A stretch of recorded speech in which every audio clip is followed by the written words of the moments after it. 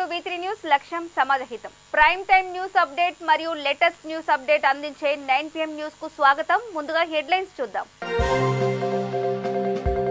Nakrekal MLA media సమావేశం. BJP దీక్ష పచ్చి అవకాశవాదమన్న చిరుమర్తి.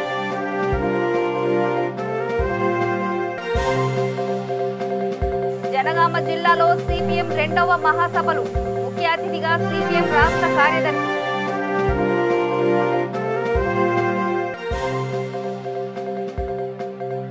బీఎస్పీతోనే బహుజనులకు రాజ్యాధికారం. నేటికి బహుజనుల పరిస్థితి దయనీయం.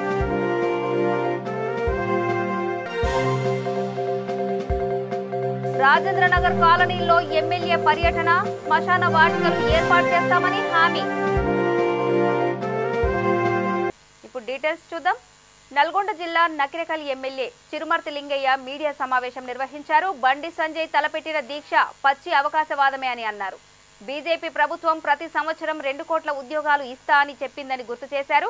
ఇప్పటి వరకు ఎన్ని ఉద్యోగాలు ఇచ్చారో రాష్ట్ర బీజేపీ సమాధానం చెప్పాలన్నారు. పరిస్థితుల్లో బీజేపీ ప్రభుత్వం లేదు, ఇలా రైతాంగం లేదు, వ్యాపారవేత్తలు లేదు, ఉద్యోగస్తులను కాపాడే పరిస్థితి లేదు. ఏమైనా ప్రైవేట్ సెక్టర్ను పెట్టుకుని ప్రైవేటు అందాన్ని అమ్మాలకు అడ్డం పెట్టుకుని వేల కోట్ల వాళ్ళు సంపాదించే కార్యక్రమం పెట్టుకుని తప్పితే ఇలా రైతుల మీద ప్రేమ లేదు. ఇలా తెలంగాణ మీద రైతుల మీద ప్రేమ, తెలంగాణ ప్రజలను కాపాడుకునే ఒక శుద్ధ సంకల్పంలో నాయకుడు ఈ భారతదేశంలో కేసీఆర్ గారిని గర్వంగా చెప్పుకోవాలి. ఎందుకంటే మీరే చెప్తారు, ఇలా కోవిడ్ టైంలో మరి వైద్యపరంగా సేవలు అందించి తెలంగాణ ప్రభుత్వం ఏ రకంగా చేశారని మీ నీతి ఆయోగ వాళ్ళు చెప్తారు, రిపోర్ట్ ఇస్తారు. ఇలా రైతుల్లో పంట పెరిగిందని చెప్పి మీరే చెప్తారు, రైతులు సంతోషంగా ఉన్నారని చెప్పి మీరే చెప్తారు. ఇలా రైతులు 3 పూటలు తిని 10 రూపాయలు సంపాదించుకుని పిల్లల్ని చదివించుకుని ఇల్లు కట్టుకుని సంతోషంగా పెళ్లి చేసిన తరుణంలో రైతాంగాన్ని ఇబ్బంది పెట్టాలి. రేపు 2023 ఎలక్షన్లో ఏ రకంగా రాజకీయం చేయాలని ఆ రాజకీయ కోణం కోసమే ఇలా రైతులను ఇబ్బంది పెట్టి కేసీఆర్ బదనాం చేసే కార్యక్రమం. నిన్నటిదాకా రైతు బంధు ఇవ్వడని చెప్పారు. ప్రతి సంవత్సరం కూడా ప్రతి పంట కూడా సకాలంలో రైతు బంధు ఇచ్చిన నాయకుడు కేసీఆర్ గారు భారతదేశంలో ఇవన్నీ గుజరాత్లో కూడా ఏలేని పరిస్థితి. ఇలా రైతులకు ఈరోజు అందరు ప్రతి ఒక్కరికి కూడా దాదాపుగా 76,000 కోట్ల రూపాయలు రైతులకు బడ్జెట్ ఇచ్చి ప్రతి అకౌంట్కు నేరుగా మరి డబ్బులు పంపించే కార్యక్రమం. రైతు బీమా ఇస్తున్నాం చనిపోయిన వాళ్ళకి. ప్రతి సంక్షేమ పథకాన్ని ఆపకుండా ఈరోజు తెలంగాణ ప్రభుత్వం బంగారు ప్రభుత్వం అయితే మరి బాటలేస్తని చెప్పిండు ఆ దిశలో ముఖ్యమంత్రి ప్రయాణించి ఇవాళ తెలంగాణ సేఫ్ సైడ్గా పెట్టుకుని అన్ని ప్రాజెక్టులు పూర్తి చేసుకుని అన్ని రంగాలలో అన్ని వర్గాలలో మరి కుల మతాలు తావు లేకుండా ఈరోజు మరి పరిపాలన నడిపిస్తున్న నాయకులను చూసి జలస్ తోటి వాడు జైల్లో పెడతా ఉంటాడు, వాడు కేసులు అంటాడు, ఒక విధంగా కుటుంబం గురించి మాట్లాడతాడు, పిల్లల గురించి మాట్లాడతాడు. ప్రతిదీ రాజకీయ కోణంలో దుర్మార్గమైన ఆలోచనలో మాట్లాడి ఇలాంటి దుర్మార్గమైన వ్యక్తులకు రాబోయే రోజుల ఎన్నికల్లో బండి సంజయ్ కావచ్చు, అరవింద్ కావచ్చు, రేవంత్ దొంగ కావచ్చు, ఇలాంటి దొంగలకు రేపు పుట్టగతులు ఉండవన్న సంగతి ప్రజలకు తెలుసు, వీళ్ళకు కూడా తెలుసు. అందుకనే ఎగిసి పడుతున్నారు. ఎందుకంటే ఆర్పే దీపం ఎక్కువ రోజులు ఉండదు కాబట్టి మరి ఈ రకంగా ఉండే పరిస్థితి కాబట్టి ఇలాంటి దుర్మార్గమైన పరిస్థితుల్లో మరి ప్రజలను తప్పుదో పడిచే కార్యక్రమం చేస్తున్నట్టు వీళ్ళకు కుక్క కాడు చెప్పుదబ్బన సామెత ఖచ్చితంగా ప్రజలు పిచ్చి కుక్కలు కొట్టాలని చెప్పి ఈ సందర్భంగా తెలియజేస్తూ ఇక మన కేటీఆర్ కుటుంబం మీద కూడా మాట్లాడుతున్నవాడు. వాడు పొద్దునేస్తే 1000 కోట్లు బ్లాక్ మెయిల్ చేసి డబ్బులు సంబంధించిన జర్నలిజం ముసుగులో ఉండి డబ్బులు సంబంధించిన దుర్మార్గులు ఇవాళ ప్రజాప్రతినిధుల గురించి గౌరవమైన ముఖ్యమంత్రి తెలంగాణ సాధించి పెట్టిన నాయకుల గురించి మాట్లాడతాం. స్థాయి ఉండదు, పదాలు ఏది పడతాయని మాట్లాడితే చిన్న చిన్న పత్రికలో వైరల్ అయితే అని చెప్పి సోషల్ మీడియా వైరల్ చేసుకుంటా బ్లాక్ మెయిల్ చేసుకోవడం కోసమే కాంగ్రెస్ పార్టీ బీజేపీ పార్టీ ఇద్దరు కొల్లుడై ఇలా కేసీఆర్ ప్రభుత్వం మీద దాడి చేసే కార్యక్రమం చేస్తుంటే నిజాయితీగా చేయాలనుకోవడం. మరి డిబేట్ పెట్టుకొని కేసీఆర్ గారు 7.5 సంవత్సరాలు చేసిన సంక్షేమ పథకాలు కానీ, పెన్షన్ కానీ, రైతు బంధు కానీ, ఉచిత కరెంట్ కానీ, కాళేశ్వరం లాంటి ప్రాజెక్టులు కావచ్చు కానీ, ఇలాంటి సంక్షేమ పథకాలు పేద వర్గాల చదువులు కానీ, ఆరోగ్యశ్రీ కానీ ఇలాంటి కార్యక్రమాలు చాలా అద్భుతంగా జరుగుతున్న పల్లెల్లో ప్రకృతి విజజరుగుతుంటే కళ్ళ. సిపిఎం జిల్లా రెండవ మహాసభలు జనగామ జిల్లాలో ఘనంగా జరుగుతున్నాయి. ఈ సందర్భంగా మహాసభలకు సిపిఎం రాష్ట్ర కార్యదర్శి మాజీ ఎంపీ తమ్మినేని వీరభద్రం ముఖ్య అతిథిగా హాజరయ్యారు. బీజేపీ దేశానికి ప్రమాదమని, బీజేపీ అనుసరిస్తున్న విధానాలను తిప్పికొట్టడం కోసం ప్రజలందరూ సిద్ధంగా ఉండాలన్నారు. మోడీ ప్రభుత్వంలో రైతులు, కార్మికులు, విద్యార్థులు, అసంఘటిత కార్మికులు ఎదుర్కొంటున్న సమస్యలు ఇంతా అంతా కావని చెప్పారు.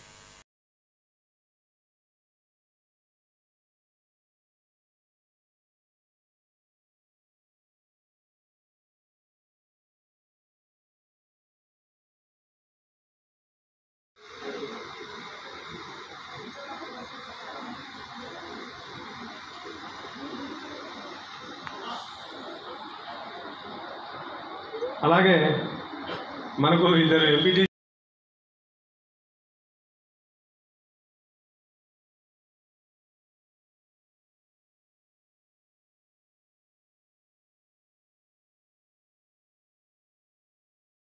వస్తున్నారు.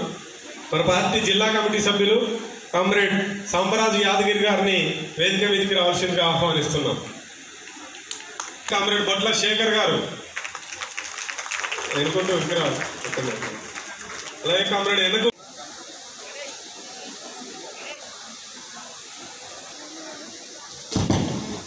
వారికే మీకు అనుమతిస్తామని చెప్పేసి ప్రభుత్వ యంత్రాంగం చెప్పింది. ఆ పద్ధతిలో మనం ఈ నిబంధనలు పాటిస్తూ మనం ఈ సభ నిర్వహిస్తున్నాం. ఈ సభను జయప్రదం చేస్తున్న మీ అందరికీ కూడా మరొకసారి ధన్యవాదాలు తెలియజేస్తూ ఈరోజు మన పార్టీ 2వ జిల్లా ఏర్పడతా 2వ మహాసభ నిర్వహించుకోబోతున్నాం. ఈ మహాసభలో ఈ 4 సంవత్సరాలు మన బహుజన సమాజ్ పార్టీతోనే బహుజనులకు రాజ్యాధికారం లభిస్తుందని బీఎస్పీ నిర్మల్ జిల్లా అధ్యక్షుడు జగన్మోహన్ అన్నారు. మండల కేంద్రమైన ముథోల్లో పార్టీ సమావేశం జరిగింది. తెలంగాణలో నేటికి బహుజనుల పరిస్థితి దయనీయంగా మారిందని జగన్ అన్నారు. రాజ్యాధికారంతోనే అన్ని రకాల అభివృద్ధి సాధ్యమన్న విషయాన్ని మరవకూడదని చెప్పారు. ఈ కార్యక్రమంలో బీఎస్పీ నాయకులు కార్యకర్తలు పాల్గొన్నారు. ఏర్పాటు చేయడం జరిగింది. ఇక్కడ ఉన్నటువంటి ఏవైతే స్థితిగతుల మీద బహుజన్ సమాజ్ పార్టీకి సంబంధించినటువంటి నియోజకవర్గ స్థాయి ఉన్నటువంటి బాధల మీద కష్టాల మీద ఇక్కడ డిస్కస్ చేయడం జరిగింది.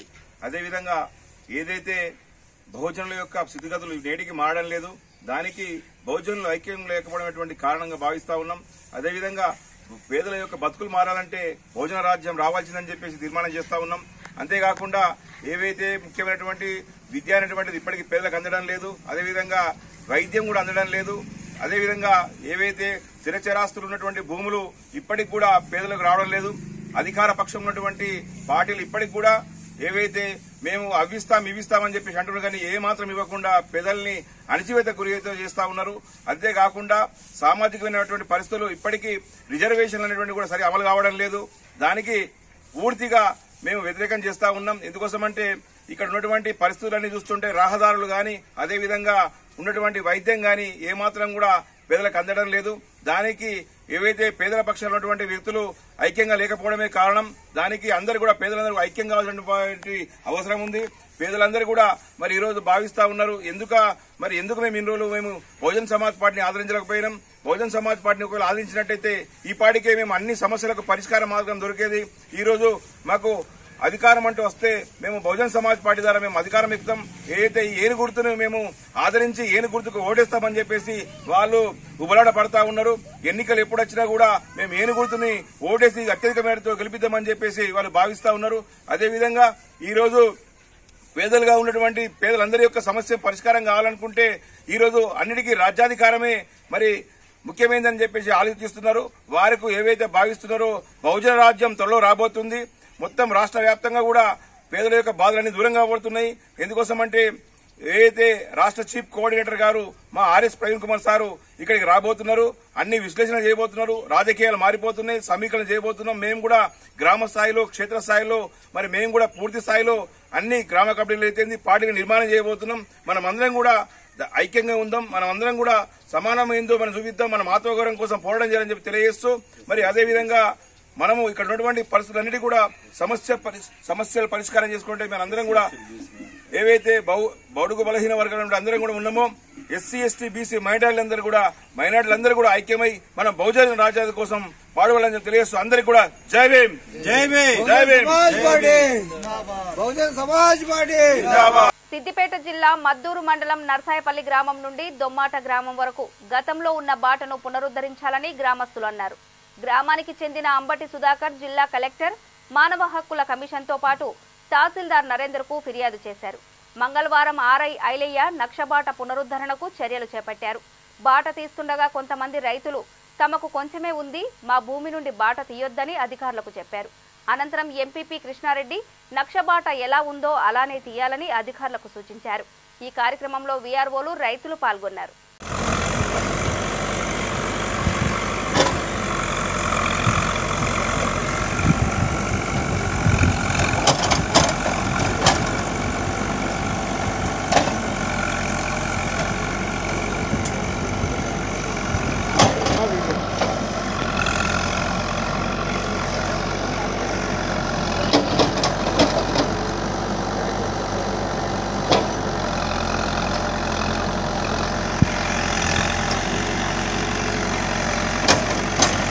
నక్షబాట కావాలని కొట్లాడుతున్నాము.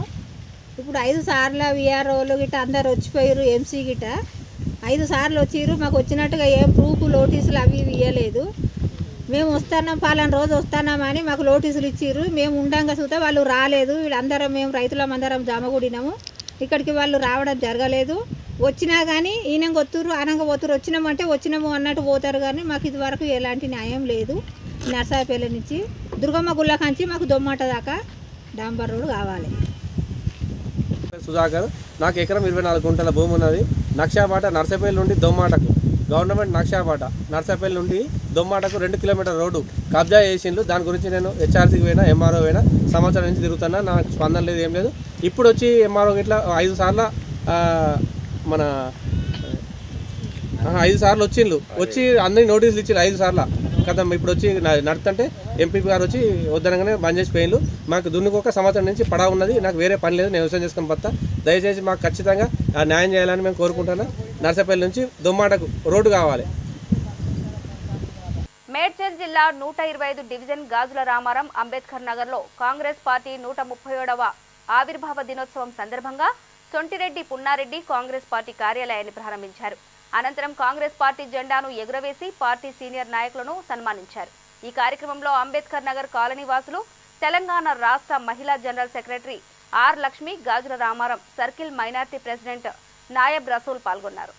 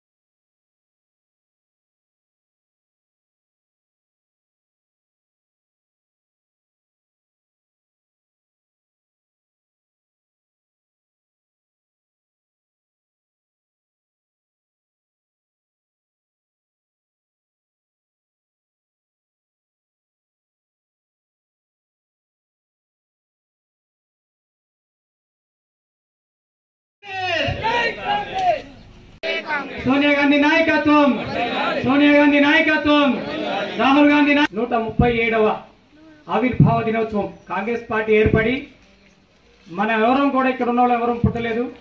దాదాపుగా 137 సంవత్సరాల క్రితం కాంగ్రెస్ పార్టీ ఏర్పడడం జరిగింది. 137 సంవత్సరాల నుంచి ఎవరైతే కాంగ్రెస్ పార్టీ ప్రధానమంత్రులుగా చేస్తూ వచ్చినారో మన అదృష్టం, మన తెలంగాణకు కూడా పివి నరసింహరావు గారు ప్రధానమంత్రి కావడం జరిగింది. అయితే మొన్న రీసెంట్గా చదివిన ప్రకారము కాంగ్రెస్ పార్టీ కొత్త సంస్థలను అంటే గవర్నమెంట్ సంస్థలను స్థాపించుకుంటూ వస్తే ఇప్పుడున్న మోడీ ప్రభుత్వము వాటన్నిటిని ఒక్కొక్కటిగా అమ్ముకుంటూ వస్తుంది. అయితే ప్రభుత్వ సంస్థలు ఎందుకు ఏర్పాటు చేయాలి, ప్రైవేట్ సంస్థలకు ఎందుకు ఉండకూడదు అనేదానికి చిన్న క్లారిఫికేషన్ ఏంటంటే, చిన్న విభేదము చేస్తామని తప్ప ఉండవు. కాబట్టి ప్రైవేటీకరణ ప్రతి దాన్ని మన ఇక్కడ మోడీ గారు ప్రైవేటీకరణ చేస్తున్నారు. అదేవిధంగా మన కాంగ్రెస్ ప్రభుత్వం కానీ గత ప్రభుత్వాలు కానీ ఉన్నప్పుడు మనకున్న రేషన్. రాజేంద్ర నగర్ నియోజకవర్గంలో శాసనసభ్యులు ప్రకాష్ గౌడ్ పలు కాలనీలలో పర్యటించారు. ప్రజలను కలిసి క్రిస్టియన్ ముస్లింలకు శ్మశాన వాటికలు ఏర్పాటు చేస్తామని తెలిపారు. డ్రైనేజీ, మంచినీటి సమస్యలు, పార్కుల అభివృద్ధి కొరకు అధికారులతో మాట్లాడి పనులు త్వరలో పూర్తి చేయాలని ఆదేశాలిచ్చారు. ఈ కార్యక్రమంలో డివిజన్ అధ్యక్షుడు ధర్మారెడ్డి, ముజిమ్మల్ షఫీ, నాయకులు పాల్గొన్నారు. అగ్రికల్చర్ కి డ్రింకింగ్ వాటర్ కి అసలు ప్రాబ్లం లేకుండా మొత్తం స్టేట్ రకరకాల గవర్నమెంట్ చేయనోడు ఏదో మాట్లాడతాడు చేసుకు పెట్టడం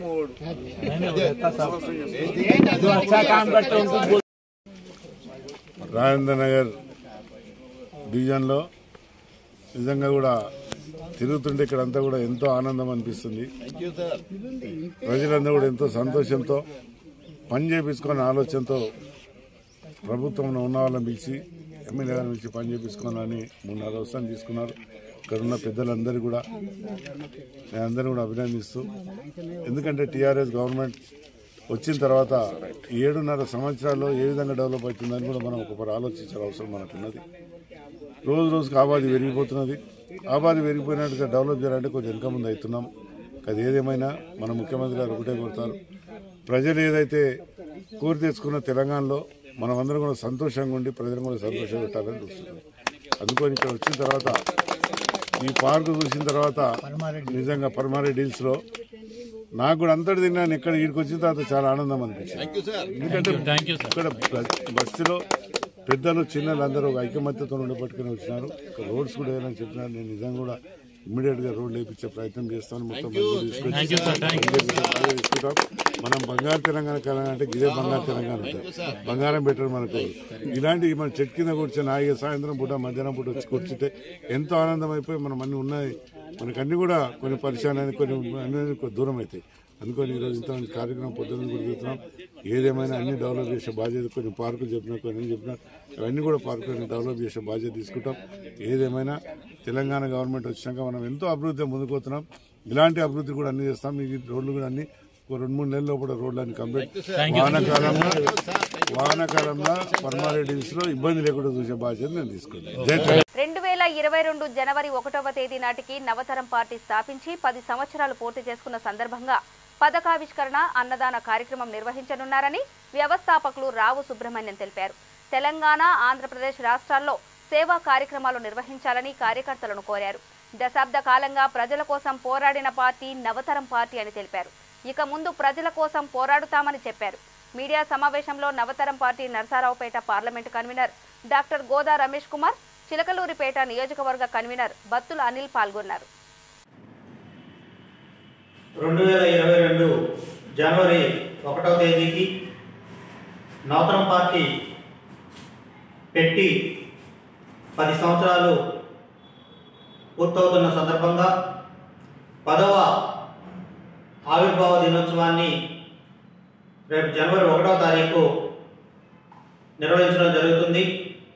చిలకలూరుపేటలో పార్టీ కార్యాలయం వద్ద పతాకావిష్కరణ, అదే మాదిరిగా అల్పాహార పంపిణీ కార్యక్రమం కూడా నిర్వహించడం జరుగుతుంది. కాబట్టి నవతరం పార్టీ ఇప్పటి వరకు ప్రజా సమస్యల పరిష్కారంలో 10 సంవత్సరాలుగా, ఒక దశాబ్ద కాలంగా కృషి చేస్తూనే ఉంది. ప్రజల పక్షాన మరి పోరాడుతూనే ఉంది. రేపు 10 సంవత్సరాలు పూర్తయిన సందర్భంగా జనవరి 1వ తారీఖు నుండి మొదలుపెట్టి పూర్తి స్థాయిలో అన్ని ఇంటింటికి నవతరం పార్టీ అనేటువంటి ఒక కార్యక్రమాన్ని కూడా చేపట్టడం జరుగుతుంది. అన్ని ప్రాంతాల్లో కూడా రేపు ఆవిర్భావ దినోత్సవానికి సంబంధించినటువంటి కార్యక్రమాలు నిర్వహించాలని చెప్పి కూడా నవతరం పార్టీ శ్రేణులందరికీ కూడా తెలియజేస్తూ, మరి ఈ సమావేశంలో మరి నరసరావుపేట పార్లమెంటు కన్వీనర్గా ఉన్నటువంటి మరి గోదా రమేష్ కుమార్ గారు, అట్లాగనే చిలకలూరుపేట అసెంబ్లీ నియోజకవర్గ కన్వీనర్గా ఉన్నటువంటి మరి బత్తుల అనిల్ కుమార్ గారు కూడా పాల్గొన్నందుకు వారికి కూడా కృతజ్ఞతలు తెలియజేస్తూ 1వ తారీఖు ఆవిర్భావ దినోత్సవాన్ని అన్ని ప్రాంతాల్లో ఎక్కడికక్కడ నిర్వహించమని కూడా పార్టీలో ఉన్నటువంటి ప్రతి ఒక్క నేతకు కూడా విజ్ఞప్తి చేస్తా ఉన్నాం. ఏబీవీపీ జగిత్యాల జిల్లా మాల్యాల మండల శాఖ ఆధ్వర్యంలో సూర్య బీఎడ్ అండ్ డిఎడ్ కాలేజ్ ఎదుట ధర్నా నిర్వహించారు. 2021-22 సంవత్సరానికి చెందిన విద్యార్థులు బీఎడ్ ప్రవేశ పరీక్ష రాయగా సూర్య బీఎడ్ కళాశాలలో సీటు వచ్చింది. గవర్నమెంట్ నిబంధనల ప్రకారం ఉచితంగా దళిత విద్యార్థులకు సీటు ఇవ్వాలి. కానీ కళాశాల యాజమాన్యం 2 దళిత అమ్మాయిల వద్ద అధిక ఫీజులు వసూలు చేశారు. ప్రశ్నించిన విద్యార్థినులపై దురుసుగా ప్రవర్తించారు. కళాశాల గుర్తింపును రద్దు చేయాలని ఏబీవీపీ నాయకులు డిమాండ్ చేశారు. ఈ కార్యక్రమంలో విద్యార్థులు, ఏబీవీపీ నాయకులు పాల్గొన్నారు. మల్యాల శాఖ ఆధ్వర్యంలో ఈరోజు బీఐడి కాలేజ్ ఏదైతే ఉందో దీనికోసం దళితులు అనేది మన కాలేజీకి వచ్చి అడ్మిషన్ అడిగితే దాని మీద ఉన్న 3,000 రూపాయలు అయితే దీనికి 29,000 ప్లస్ రికార్డ్స్ కోసం 6,000 అని 35,000 ఫీజు 35,000 కడితేనే మేము అడ్మిషన్ ఇస్తామని ఇది యొక్క కాలేజీ యొక్క స్టాఫ్ మాట్లాడడం జరిగింది. అదేవిధంగా మేము మాట్లాడితే మీకు అన్న అవసరమా, మీకు ఎందుకు, మీ దళితులపై అసభ్యకరంగా ప్రవర్తించడం జరిగింది. నేను ఒక దళిత విద్యార్థిని, నేను అడిగితే నీకు అవసరమా అనుకుంటా నన్ను కూడా దూషించడం అనేది జరిగింది. వీళ్లకు న్యాయం జరగాలని ఏబీవీపీ డిమాండ్ చేస్తూ ఉంది. సూర్య బీఎడ్ కాలేజీపై వెంటనే చర్యలు తీసుకోవాలని ఏబీవీపీ డిమాండ్ చేస్తూ ఉంది. మల్యాల శాఖ ఆధ్వర్యంలో స్థానిక సూర్య బీఎడ్ కళాశాల ముందు ధర్నా నిర్వహించడం జరుగుతూ ఉంది. ఏదైతే బీఈడికి సంబంధించినటువంటి అడ్మిషన్ విషయంలో ఈ యొక్క దళితులకు సంబంధించినటువంటి చలాన్ విషయంలో యాజ్ ఏ గవర్నమెంట్ రూల్ ప్రకారం దళితులకు చెందినటువంటి ఏ విద్యార్థి అయినా యాజ్ ఏ గవర్నమెంట్ రూల్ ప్రకారం ₹1 కూడా ఈ యొక్క కాలేజీకి చెల్లించాల్సినటువంటి అవసరం లేదు. కానీ ఇద్దరు విద్యార్థులు అమ్మాయిలు ఇద్దరు వచ్చినప్పుడు ఈ యొక్క కాలేజ్ మేనేజ్మెంట్ సంవత్సరానికి 29,000 ఫీజు చొప్పున విద్యార్థులను డిమాండ్ చేయడం జరిగింది. డిమాండ్ చేసిన సందర్భంలో మేము సార్ అట్లా యాజ్ ఏ గవర్నమెంట్ ప్రకారం రూల్ లేదని చెప్పి అడిగినప్పుడు అమ్మాయిలను దళితులని చెప్పి చూడకుండా కూడా ఇష్టం వచ్చినటువంటి రీతిలో ఇక్కడ కళాశాల యాజమాన్యం తిట్టడం జరిగింది. అలాగే ఏబీపీ కార్యకర్తలను మమ్మల్ని కూడా ఇష్టం వచ్చినటువంటి రీతిలో తిట్టడం జరిగింది. అలాగే యాజ్ ఏ గవర్నమెంట్ రూల్ ప్రకారం ఒక బీఈడి చేసే విద్యార్థికి కేవలం ₹3,000 తీసుకోవాలి. కానీ ఈ యొక్క సూర్య బీఎడ్ కాలేజీ ఇక్కడ ఇష్టం వచ్చినటువంటి రీతిలో ఫీజులు వసూలు చేస్తూ పేద మధ్యతరగతి విద్యార్థులందరినీ కూడా ఈరోజు మోసం చేయడం జరుగుతూ ఉన్నది. కావున ఏదైతే ఇక్కడ ఉన్నటువంటి దీనికి సంబంధించినటువంటి బోర్డు ఏదైతే ఉందో వెంటనే ఈ యొక్క సూర్య బీఎడ్ కళాశాల యొక్క గుర్తింపును రద్దు చేయాలి. అట్లనే అధిక ఫీజులు తీసుకోవడం జరుగుతూ ఉన్నది కాబట్టి వెంటనే వీటిపైన కఠినమైన చర్యలు తీసుకోవాలి.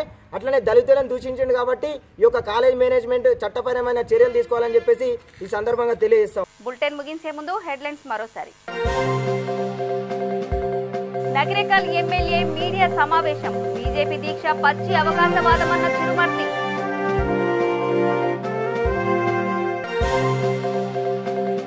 జనగామ జిల్లాలో సిపిఎం 2వ మహాసభలు, ముఖ్య అతిథిగా సిపిఎం రాష్ట్ర కార్యదర్శి.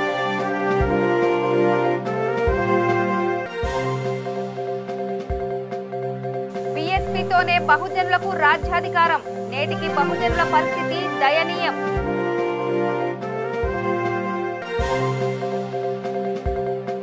రాజేంద్రనగర్ కాలనీలో ఎమ్మెల్యే పర్యటన, శ్మశాన వాటికలు ఏర్పాటు చేస్తామని హామీ. ఇవి బులెటిన్ అప్డేట్స్. చూస్తూనే ఉండండి V3 న్యూస్, లక్ష్యం సమాజహితం. నమస్తే.